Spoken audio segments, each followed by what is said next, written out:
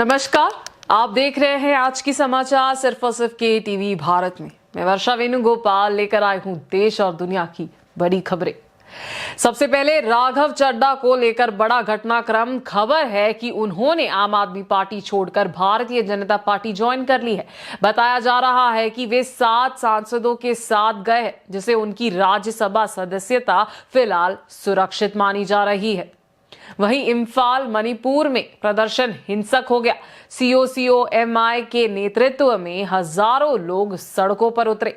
Police ने हालत काबू करने के लिए आंसू गैस का इस्तेमाल किया। दिल्ली के कैलाश हिल्स में हुए रेप और मर्डर केस में जांच तेज। आरोपी राहुल मीना गिरफ्तार। क्राइम सीन रिक्रिएशन जारी है। दक्षिण की बात करें तो DK शिव कुमार ने सत्ता बंटवारे पर हाईकमांड को 10 मई तक का अल्टीमेटम दिया है। वही बेंगलुरु के RR नगर विधायक मुनि रत्ना को फेक बिल केस में बड़ी राहत मिली है।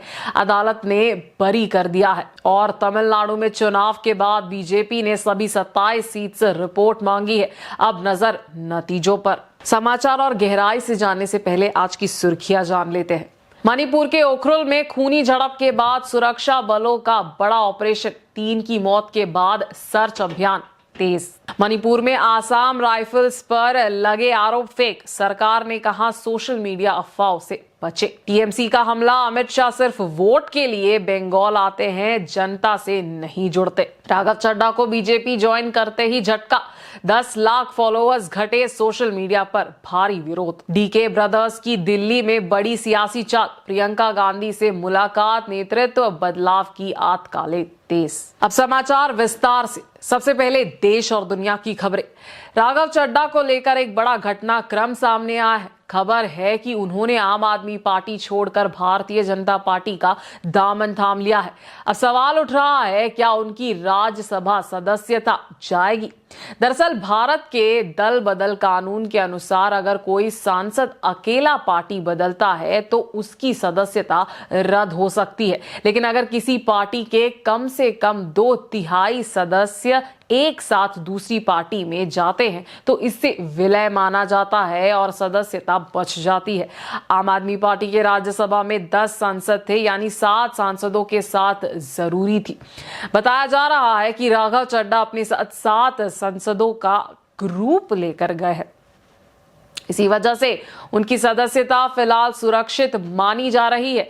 इस कदम से खासकर पंजाब की राजनीति पर बड़ा असर पड़ा है, क्योंकि ज्यादातर सांसद वहीं से थे। राघव चड्ढा का कहना है कि उन्होंने ये फैसला विचारधारा के आधार पर लिया है। खबर मणिपुर से सामने आई है, जहां शनिवार को एक बड़ा विरोध प्रदर्शन अचानक तनावपूर्ण हो गया। दरअसल coordinating committee on Manipur integrity के नेतृत्व में हजारों लोग अलग अलग इलाकों से इकट्ठा होकर मुख्यमंत्री के घर तक मार्च कर रहे थे। उनका मकसद था अपनी 6 मांगों का ज्ञापन सौंपना, जिसमें शांति बहाली, लोगों की सुरक्षा और हाल की हिंसा के दोषियों पर कार्रवाई शामिल थी।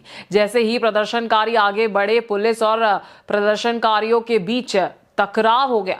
हालत को काबू में करने के लिए सुरक्षा बलों ने कई जगहों पर आंसू गैस के गोले छोड़े। सबसे ज्यादा तनाव ख्वारामबन इम कैतल इलाके में देखा गया, जहां बड़ी संख्या में लोग मौजूद थे। अचानक भगदड़ मच गई और दुकानदारों को अपनी दुकान छोड़कर भागना पड़ा।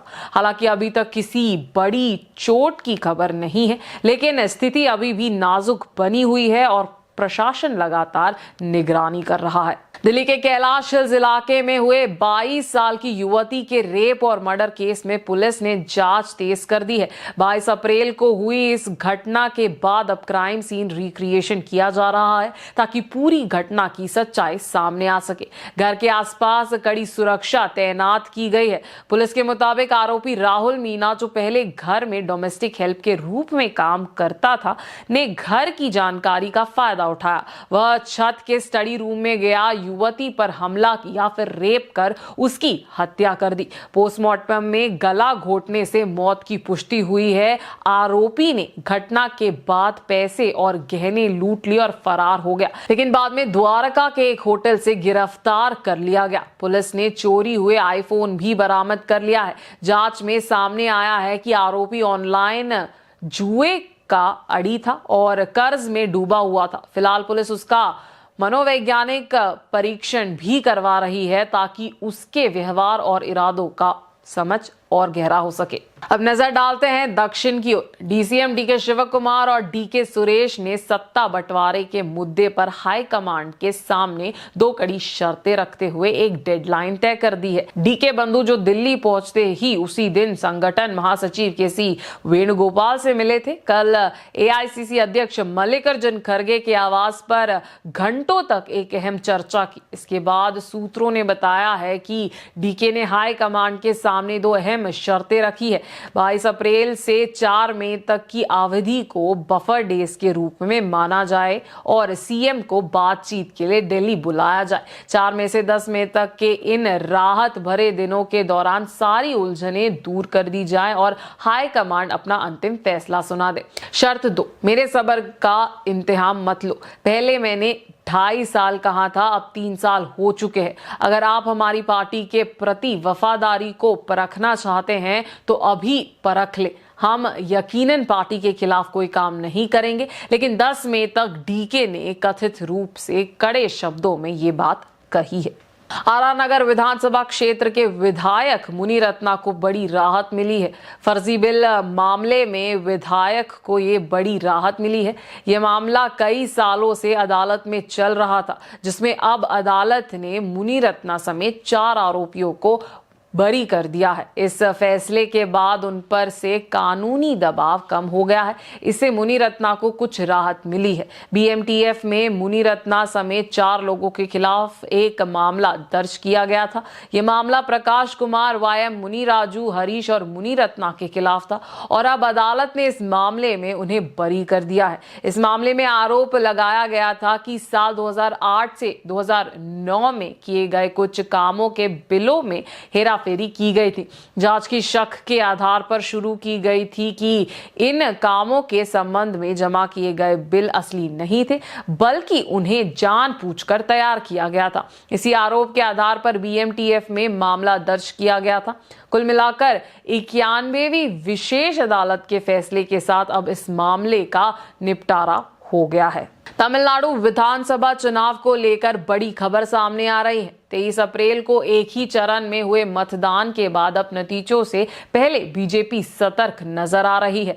भारतीय जनता पार्टी के दिल्ली हाईकमान ने सभी 27 सीट्स के चुनाव प्रभारी से विस्तृत रिपोर्ट मांगी है। पार्टी जानना चाहती है कि युवाओं और महिलाओं ने किसे वोट दिया, किन सीट्स पर जीत की संभावना है और कहां स्थिति कमजोर है। इस बार बीजेपी एआईएडीएमके के साथ गठबंधन में चुनाव लड़ी है, जहां एडप्पाडी के पळनिस्वामी को मुख्यमंत्री पद का चेहरा बनाया गया है। वहीं मुकाबले में डीएमके ने भी मजबूत गठबंधन तैयार किया है। चुनाव प्रचार में नरेंद्र मोदी, अमित शाह और राजनाथ सिंह जैसे बड़े नेताओं ने जमकर कैंपेन किया। इस बार 85% से ज्यादा वोटिंग हुई, जिसमें महिलाओं की भागीदारी ज्यादा रही। माना जा रहा है कि यह हाई वोटिंग रिजल्ट को प्रभावित कर सकती है। अब सबकी नजर मई में आने वाले नतीजों पर है। तो ये थी आज की ताजा खबरें। देश और दुनिया में हर पल बदलती स्थिति पर नजर रखना बेहद जरूरी है। हम आप तक लाते रहेंगे सटीक और भरोसेमंद अपडेट्स। मैं वर्षा वेणुगोपाल आपसे विदा लेती हूँ। देखते रहिए केटीवी भारत। धन्यवाद।